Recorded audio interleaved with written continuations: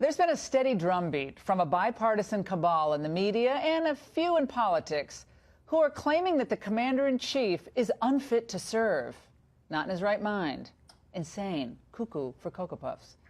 A New York Times best-selling book by a group of psychiatrists suggests that the president is psychologically unstable. And this narrative has been gaining momentum for some months now. And I'd say for a glimpse of true psychological instability, here's MSNBC's Joe Scarborough from Morning Joe, along with a sampling of other hysterics.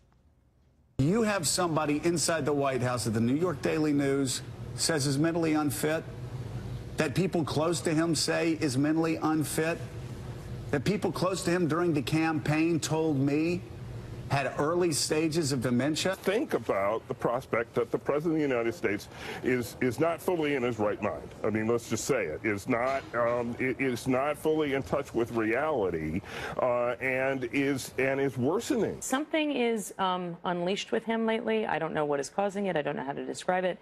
You see a difference in the past, what, days, weeks? I think the last couple of days' tweets have been unhinged, markedly accelerated in terms of seeming a little unmoored. We are concerned that the President of the United States is so unstable, is so volatile, has a decision-making process that is so quixotic that he might order a nuclear weapons strike that is wildly out of step with U.S. national security interests.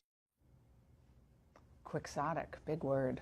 Now, consider the people questioning the president's mental health. Like, for instance, where did Scarborough get his psych degree from? Talk about delusional.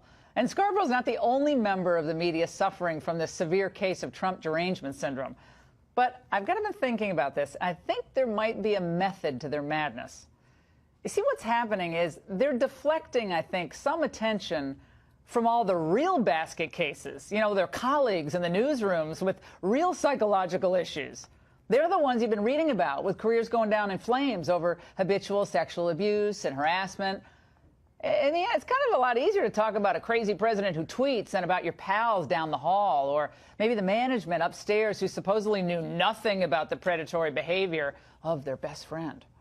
Now, you know what the left, I think, ultimately is most afraid of here? Not that Trump is going to fail, but that he's actually going to succeed. So they use the word madman to undermine his credibility while setting up this narrative to oust him from office, delegitimize the election, pull it back. Now, last night I asked someone who knows a little bit about the president, Majority Leader Mitch McConnell, and I asked him his appraisal of Trump's mental state. Those accusations are absolutely outrageous. I mean, I speak to the president on a virtually daily basis, and I'm involved with him all the time on all these issues. And that kind of accusation is totally baseless and outrageous. I think those kind of accusations are completely off base and irresponsible. Let's argue over the issues.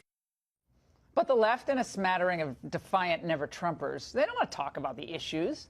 And the crazy talk allows them to divert attention from all the good the president has done already for the United States. This to tick off a few: a booming economy. GDP just revised up to 3.3%. Stock market, we all know, hit an all-time high today of 24,000. Christmas retail sales up already this season. They slashed red tape to boost investor confidence, unleashing small businesses across the United States. He's rolled back regulations that strangle business growth, restoring common sense conservatism, trying to drain the swamp, having some success at moribund bureaucracies like the State Department. And he's nominating a record number of federal judges and courts across the land. And finally, returning fire in the one-sided trade war with China. It almost gets no coverage. It's that $250 billion worth of deals he brought back after that trip to Asia. He's finally launching a real anti-dumping case against Chinese aluminum manufacturers. And now, get this, now he's working with our European allies to oppose China at the WTO. Came out just hours ago. They're opposing market economy status for China. That's huge news. But where's all the media reporting and obsessing on all that? Top Trump aide Stephen Miller just told the Washington Examiner if media coverage was fair, unbiased, down the middle, there'd be 100 stories about the unstoppable momentum and energy of the Oval Office. What's the same thing they did, in a way, to my old boss, Ronald Reagan? They branded him a doddering old actor while trying to sabotage his agenda. And remember, these are the same people who got the election wrong. They said the stock market would tank once Trump got elected. And now they're desperately trying to revive their own reputations by defaming the president. And they hope they get what they want in the end, removing him from office. That's what all the crazy talk about. And frankly, I think that's crazy. And that's the angle.